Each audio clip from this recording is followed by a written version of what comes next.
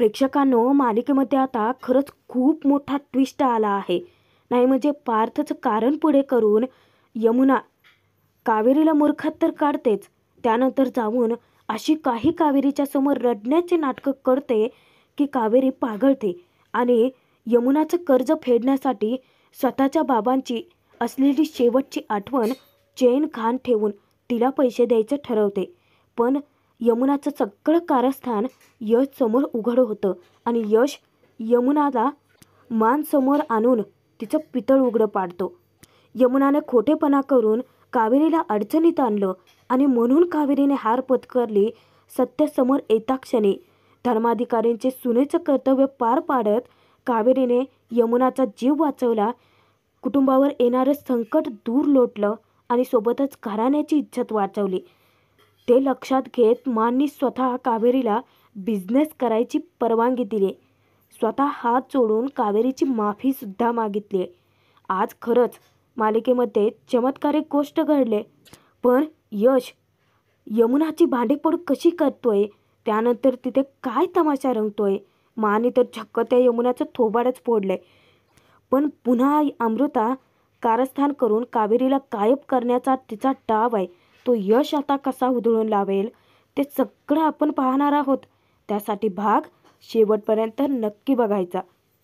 आणि हो, कमेंटसुद्धा करा. विद्या यश दोघेही कावेरीला जीव तोडून विचारत असतात की असं नक्की काय झालंय. पण कावेरी स्वतः सत्य कबूल करायला काही तोंड उघडतच नाही. उलट त्या दोघांचा जीव तर आणखीनच टांगणीला लावते. विद्या म्हणते की कावेरी वहिनी, माफी कसली मागताय हो. खरं तर मी माझ्या कावेरी वहिनीला असं कधीच बघितलेलं नाही आहे. हतबल, हताश आणि हरलेलं. मला सांगा की असं नक्की काय झालंय. तेव्हा कावेरीला पुन्हा पुन्हा यमुनाचे शब्द आठवतात की जे झालं ते आपण इथेच विसरून जाऊयात, माना काही कळू देऊ नकोस.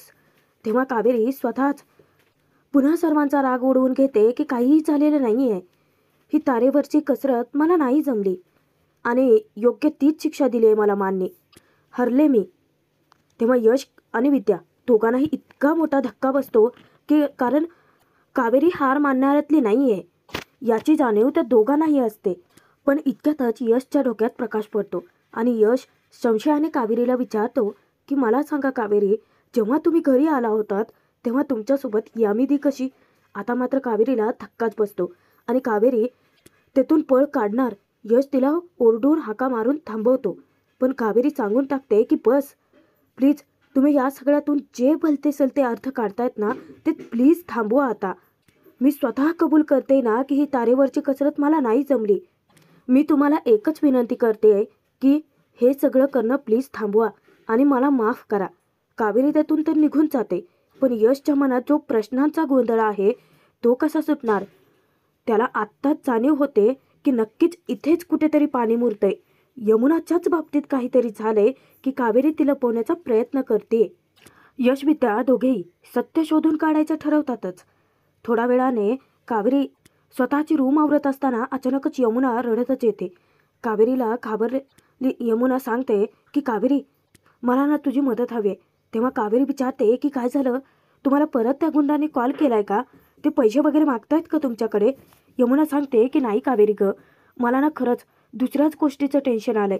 म्हणजे एवढी मोठी अमाऊंट मी कशी उभी करणार आहे मला खरंच कळत नाही आहे. शेवटी कावेरी वैतागतच विचारते की यामिनी, अहो पण तुम्ही मानना हे सगळं का नाही सांगत आहात. तेव्हा यमुना म्हणते की नाही सांगू शकत, तुला नाही कळणार कावेरी. अगं तू या घरची सून आहेस पण मी या घरची मुलगी आहे. अगं शिवाय तू या घरच्या 80% प्रॉपर्टीची मालकीण आहेस पण मी, माझ्याकडे काहीच नाही आहे ग. खरं तर कावेरी इतकी हळवी होते यमुनाच्या बाबतीत. शिवाय बाबांनी मला या घरात ठेवले ना, उलट त्यांनी माझ्यावरती उपकारच केले आहेत. आता यमुना उपकारांची भाषा करते आणि कावेरीला आवडतच नाही. कावेरी समजावण्याचा प्रयत्न करते की यमुनाताई, प्रत्येक आईवडिलांसाठी मुलगी ही मुलगीच असते. मग तुम्ही त्यांना सांगायला इतका संकोच का करताय. यमुना इतकी घळाघळा रडायला लागते. कावेरीला म्हणते की नाही कावेरी, तू ना समजून नाही घेऊ शकत अगं, आणि ती तिच्यापासून दूर जाते. अचानकच विचार करत यमुना म्हणते की एक मार्ग आहे. आता मार्ग आहे म्हटल्यानंतर कावेरीसुद्धा पटकन तिच्याजवळ येते आणि यमुना ठरवते की मी ना आता माझे दागिने विकते. म्हणजे कसं हा मोठा प्रॉब्लेम सॉल्व तरी होईल. परत ती रडतच सांगते की नाही, पण मी जरी दागिने विकायचा निर्णय घेतला असता तरीसुद्धा मला सगळं कळूच शकतं की. कावेरी खरंच मला काहीच कळत नाही आहे अगं, मी काय करू. ती हतबल होते आणि मटकन खालीच बसते. कावेरीला तिच्यासाठी इतकं वाईट वाटतं. ती रडत सांगते की कावेरी, मी खरंच या सगळ्यात वाईट अडकले. यातून बाहेर पडण्याचा मार्गच मला सुचत नाही आहे. तेव्हा कावेरी निर्णय घेते की यामिनी, तुम्ही अजिबात काळजी करू नका. हे बघा, तुम्ही तुमचे दागिने राहू देत. आपण ना, हवं तर माझी चेन मोडूयात. आपण माझी चेन मोडूयात. तुम्ही ऐका, जेवढे पैसे येतील त्या गुंडांना देऊन टाका आणि त्यांचं तोंड बंद करा. तेव्हा यमुना तिच्यावरती वचकते की तू वेडी आहेस का गं? नाही, अजिबात नाही. पण इथेच या यमुनाला कावेरीच्या उपकारांची, तिच्या प्रेमाची जाणीव राहणार आहे का? आता कावेरी लाख मदत करेल. पुन्हा ती डोक्यावर पडल्यासारखी वागेलच ना. कावेरी यमुनाचं काहीच ऐकून घेत नाही. उलट ती तिची चेन आणून यमुनाच्या हाती टेकते. यमुना सांगते की कावेरी प्लीज ऐक माझं, हे नको करायलात. परंतु कावेरीला तर तिची काळजी असते, कारण या सगळ्या कचाचात यमुना इतकी खोलवर अडकले. मांना जर कळलं तर मग काय करतील सांगता येत नाही. आणि ती चेन कावेरीच्या बाबांची शेवटची आठवण होती की तिने सहजपणे ती यमुनाला देऊन टाकले. यमुना आता वरवरची माफी मागण्याची, कावेरीच्या तोंडावर गोड बोलण्याची नाटकं तर करतेच. काय तर म्हणे, आजपर्यंत मी तुझ्यासोबत खूपच वाईट वागले, त्यासाठी खरंच माफ कर कावेरी. तुझ्या या उपकारांची परतफेड. आता ते उपकारांची भाषा करते तेव्हाच कावेरी तिला दटावते. यमुनाच्या रडण्याच्या वरवरच्या नाटकाला कावेरी भुलते. पण यमुना ज्या क्षणी कावेरीच्या रूममधून बाहेर पडते त्या क्षणी ती तिचे खरे रंग दाखवते. ती चेन आपल्या हातामध्ये धरत ती कावेरीवरती खरं तर हसायला लागते. कारण तिला आनंद झालेला असतो की तिने किती सहजपणे कावेरीला मूर्खात काढलं. म्हणजेच काय, यमुनाने एका दगडात 2 पक्षी मारले. अशी स्ट्रॅटेजी वापरली की यमुना तिचं कर्जही फेडू शकते आणि कावेरीचा बिझनेसही तिनं बंद केलाय.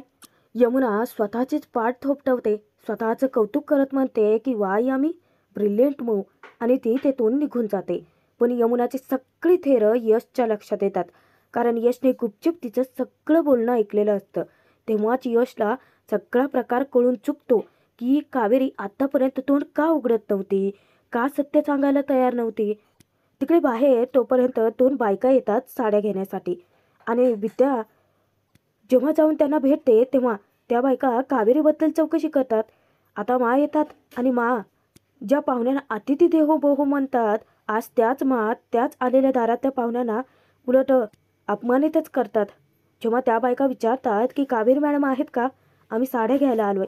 मा म्हणतात की अहो हे घर आहे, तुम्हाला काय कपड्यांचं दुकान वाटलं का, आणि इथे ना साड्या विकत नाहीत आम्ही, त्यामुळे प्लीज तुम्ही या आता. मा इतकं रूडली बोलतात त्यांच्यासोबत. इतक्यात कावेरी आणि अमृताच येतात. कावेरी येता क्षणी मा मुद्दामच तिला टोमणे मारतात. काय आहे, स्त्रिया बाहेर जाऊन बिझनेस करायला लागल्या की घराचे कसे हाल होतात हे या दोघींना तरी कळलंय आता. ज्या वेळेस त्या बायका त्यातून निघून जातात तेव्हा मुद्दामच अमृतामध्ये ना खूप असतेच. यमुनाचा वाण नाही पण गुण नक्की लागलाय, नको तिथे चोंबडेपणा करायचा. मानना ती म्हणते की यांची फेरी फुकट गेली ना, मग आता त्या साड्यांचं नक्की करायचं काय. तेव्हा विद्या विचारते की करायचं काय म्हणजे. अमृता मा समोर आहेत म्हणूनच चांगुलपणाने बोलते की काय आहे, त्या साड्या सतत जर तुमच्या नजरेसमोर राहिल्या तर तुम्हाला वाईटच वाटत राहील ना. त्यापेक्षा म्हटलं की त्या साड्यांचा सोक्षमोक्ष लावूयात. विद्या धक्क्याने मानना म्हणते की मा अहो पण आता विद्या वहिनी, अहो शेवटी मा अमृताच्याच चुकांवर पांघरून घालणार आहेत, त्यामुळे तुमची तळमळ तर त्यांना कळणार नाहीच आहे ना. थोड्या वेळाने अमृता सगळ्या साड्या आणून बाहेर मानच्या समोर फेकते आणि मानना ती विचारते की आता याचं नक्की काय करायचं आहे. मा हसत सांगतात की काय करायचं आहे म्हणजे धर्माधिकाऱ्यांच्या प्रत्येक सुनेच्या लक्षात राहील अशी त्याची पद्धतशीर विल्हेवाट लावायची. आपली मेहनत, आपली कला अशी समोर आता जळणार आहे हे पाहून विद्यावहिनीला इतकं दुःख होतं, त्यांचं तर काळीचंच पिळवटून निघतं. पण हातही दगडाखाली अडकलेत. शेवटी काय करणार बिचाऱ्या. पण त्यांच्या मदतीला यश येतो. मात्र आता कहरच करतात. अमृतापेक्षा तर जास्त विकृत त्याच वागतायत. त्या मुद्दामच त्या साड्या जाळण्यासाठी विद्यालाच काडीपेटी आणायला सांगतात, पण तेही काम अमृताने आधीच केलेलं असतं. आता ते काडी ओढतात, पण इतक्यातच यश पाठीमागून हाक मारतो की थांब. तेव्हा सर्वांच्याच नजरा यशकडे लागतात. यश येता क्षणी कावेरी विद्याची उमेद वाढते. यश ती काडी विजवतो आणि मांना सांगून टाकतो की हा बिझनेस बंद होणार नाहीये. यशने तसं जाहीर करता क्षणी अमृताला राग येतो. ती विचारते की यश, कळतंय का तुला? काय बोलतोयस तू? अरे त्या दोघी. तेव्हा यश म्हणतो, त्या दोघींची या सगळ्यात चूक नाहीये अमृता. तेव्हा माही विचारतात, यश, घर आणि बिझनेस दोन्हीही सांभाळायची जिम्मेदारी कावेरी पार पाडू शकत नाही. तिने स्वतःच कबूल केलंय ना. अरे मग असं कसं काय म्हणू शकतोस तू? अरे यांच्यामुळे धर्माधिकाऱ्यांचं नाव. इतक्यातच यश म्हणतो की खरं तर आपल्या धर्माधिकाऱ्यांची इज्जतच राखली आहे कावेरीने. मा विचारतात की यश म्हणतो की हो मा, नाहीतर आपली किती बदनामी झाली असती हे तर तुला आता स्वतः यामिनीच सांगेल. तेव्हा कावेरी थोडीशी घाबरते, कारण यमुनाचं नाव पुढे येतं ना. तिला कळून चुकतं की यशला सगळं कळलंय. तेव्हा यश हाक मारतो यामिनी. यमुना गुपचूप मान खाली घालूनच मानसमोर येऊन उभी राहते, पण बोलत मात्र काहीच नाही. तोंड उघडायला तयारच नसते. यश तिला विचारतो की तू सांगतेस की मी स्वतःच सांगू काही? तरीही यमुना तोंड उघडत नाही. त्यामुळे यश म्हणतो की ठीक आहे, मीच सांगतो.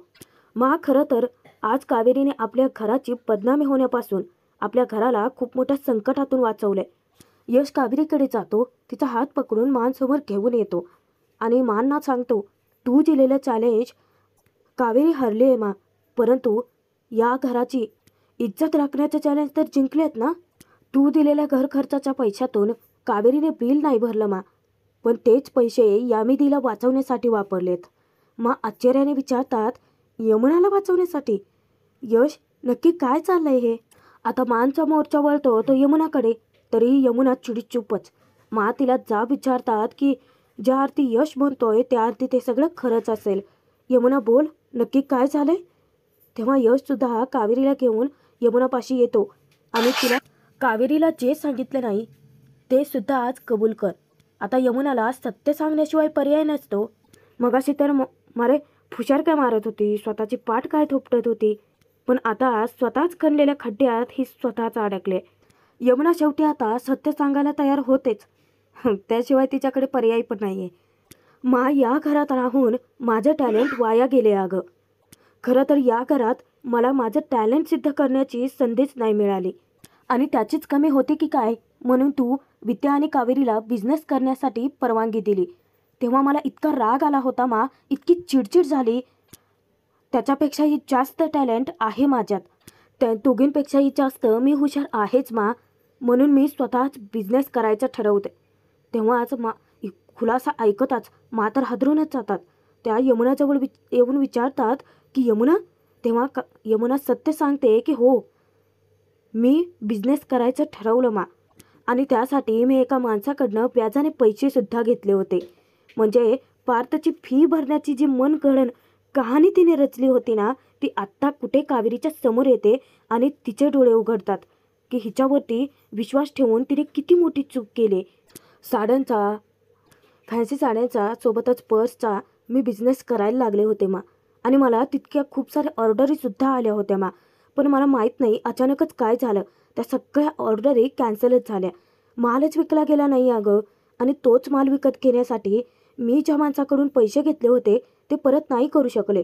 त्याने मला आठवडाभराची मुदत दिली होती आणि मुदतीत पैसे परत नाही केले म्हणून त्या लोकांनी मला किडनॅप केलं. आता तर मानच्या पायाखालची जमीनच हादरते. आणि हे खरं आहे की तिथे मला कावेरीने सोडवलं. धक्क्याने कावेरीकडे पाहतात, पण सगळ्यात मोठा धक्का तर कावेरीला बसलेला असतो, कारण पार्थचं नाव वापरून याच यमुनाने कावेरीला अडचणीत आणलं होतं. आता मात्र कावेरीचा इतका संताप होतो, ती विचारते की यमुनाताई, म्हणजे तुम्ही माझ्याशी खोटं बोललात? तेव्हाच कावेरीला कळून चुकतं की यमुना कोणाचीच नाही होऊ शकत. यश विचारतो की कावेरी, मला सांगा की यामिनीने तुम्हाला काय सांगितलं? तेव्हा कावेरी खुलासा करते की यश यांनी तर मला सांगितलं की मोहित जिजूने पार्थची फी भरण्यासाठी जे पैसे दिले होते ते त्यांच्याकडून हरवलेत, म्हणूनच तर मी त्यांची मदत करायचं ठरवलं. अहो यमुनाताई, बाकीच्यांना नाही पण मला तरी खरं सांगायचं ना. आता मात्र यमुनाला कुठे तोंड लपवायला जागाच राहिलेली नसते आणि त्यात मानचा सुद्धा संताप होतो. अगं कोणत्या जन्मीचं पाप केलंय मी म्हणून तुझ्यासारखी मुलगी माझ्या पोटी जन्माला आली. आता ती माफी मागण्याची नाटकं करते, पण तोचपर्यंत तिच्या थोबाडीत बसते. घरातल्या सर्वांनाच मोठा धक्का बसतो. आता यमुनाच्या बिझनेसमध्ये मदत करणारी अमृता, तिला मात्र फार आनंद होतो. मांचा राग अनावर होतो. मा यमुनाची अशी काय खरडपट्टी काढतात ना, व्यवसाय करण्यासाठी तू त्या गुंडांकडून पैसे घेतलेत आणि ते पैसे परत करता आला नाहीत म्हणून तुला त्या गुंडांनी किडनॅप केलं. अगं तुला कळतंय का, ही गोष्ट जर बाहेर आली असती तर मग आपल्या घराची किती बदनामी झाली असती. काय तर म्हणे व्यवसाय करायचा आहे, घरातली 4 कामं करून दाखव आधी. इकडची गाडी तिकडे करत नाहीस तू. आणि व्यवसाय करणं तुला इतकं सोपं वाटतं का? त्यासाठी मेहनत लागते, चिकाटी लागते आणि तितकाच प्रामाणिकपणासुद्धा लागतो. तो आहे का तुझ्यात? यावेळी मा मात्र खरं बोलले. आता इथे अमृता अतिशहाणपणा करायला जाते, पण मात तिलासुद्धा खडसावतात की खबरदार, आज कोणीही मध्ये यायचं नाही. आज जर कावेरी आली नसती तर तू वाचली असतीस का? पण तिथे पण यमुनाचं म्हणजे कसं झालं माहिती आहे का, सुंब जळला पण पीळ जात नाही अशी काही हिची गत होते. वाचले असते मा मी, आहे तेवढी माझ्यात धमक. तेव्हा मा विचारतात की अरे वा, आहे का? तेव्हा यमुना म्हणते की पण मा, कावेरी चॅलेंज हरली आहे ना. पण तू दिलेलं चॅलेंज कावेरी आणि विद्या हरले आहेत. त्या दोघींनाही बिझनेस करू देऊ नकोस मा. तेव्हाच मा तिच्याकडे इतकं डोळे वटारून पाहत राहतात ना, कारण यमुनाच्या स्वभावाला खरंच औषध नाहीच आहे. तेव्हा यश म्हणतो की यामिनी, म्हणजे तू जे बोलतेस ना ते तुला कळत नाही आहे, त्यामुळे तुझ्याशी बोलण्यात काहीच पॉईंट नाही आहे. कावेरी विद्या जरी गप्प बसल्या असल्या तर यश गप्प बसत नाही. तो मानची चांगलीच कान उघडणी करतो की मा, अगं यामिनीकडे दुर्लक्ष करून कावेरी बिल भरू शकल्या असत्या, पण त्यांनी तुझा राग ओढवून घेतला. त्यांनी आधी कर्तव्याला प्राधान्य दिलं. मा, तुझं चॅलेंज घेणारी कावेरी खरंच आज हरली आहे का, हे आता तुझं तूच ठरव. कारण तू जो निर्णय देशील तो आम्हाला मान्य असेल. यश कावेरीकडे कटाक्ष टाकत बोलतो. यमुना सतत सांगत असते की त्यांना संधी देऊ नकोस मा, पण तू ना तोंड बंदच ठेव यमुना, कारण कावेरीने मांचं मन केव्हाच जिंकलंय. मा सांगून टाकतात की कावेरी जिंकलीये. यश अगदी बरोबर बोलतोय. नाही म्हणजे माझ्या चॅलेंजमध्ये जरी ती हरली असली तरी धर्माधिकाऱ्यांची सून म्हणून ती खऱ्या अर्थाने जिंकली. यश, कावेरी आणि विद्याचा आनंद गगनात मावेनासा होतो. यमुना आणि अमृता मात्र हादरून जातात. आणि आज धर्माधिकाऱ्यांच्या घरात एक चमत्कारिक गोष्टच घडते, कारण मा स्वतः जाऊन कावेरीसमोर हात जोडत म्हणतात, आज मा यमुनासाठी आणि या घरासाठी तू जे काही केलं आहेस ना त्यासाठी मनापासून आभार. तेव्हा कावेरी मांचे हात घट्ट पकडते आणि सांगते की नाही, याच एका गोष्टीने मांचं मन कावेरीने जिंकलेलं असतं. आणि शेवटी कितीही कारस्थानं केली तरीसुद्धा कावेरीने विजय मिळवला तर आहेतच. भाग संपतोय, पुढे बघूयात. कावेरी विद्या दोघी इतक्या खुश असतात माने स्वतः बिझनेस करायला परवानगी दिली आहे म्हटल्यानंतर. पण मा देवीसमोर पूजा करत असतानाच कावेरीला सांगतात की माझं फक्त इतकंच म्हणणं आहे, माझा तुमच्या बिझनेसला विरोध नाही आहे कावेरी, पण त्या बिझनेसमुळे या घरावर जर कोणतं संकट आलं तर मी तुला घराबाहेर काढेन कावेरी. पुन्हा मात्र तेच पहिला पाडा 55चा. कावेरी विद्याला एक खूप मोठी ऑर्डर मिळते आणि ती ऑर्डर पोहोच करण्यासाठी कावेरी जाणारच असते. ती माल त्या टेम्पोमध्ये लोड करत असतानाच अचानक कोणीतरी त्या टेम्पोचा दरवाजा बंद करून घेतं आणि कावेरीला बांधून टाकलेलं असतं. आता टेम्पो लोकेशनवरती पोहोचला नाही. विद्याकडून कळता क्षणी यश कावेरीशी कॉन्टॅक्ट करण्याचा प्रयत्न करतो, पण होत नाही. पण आता यश कावेरीला कसा वाचवेल? नक्कीच हे कारस्थान अमृता आणि यमुनाचंच असेल.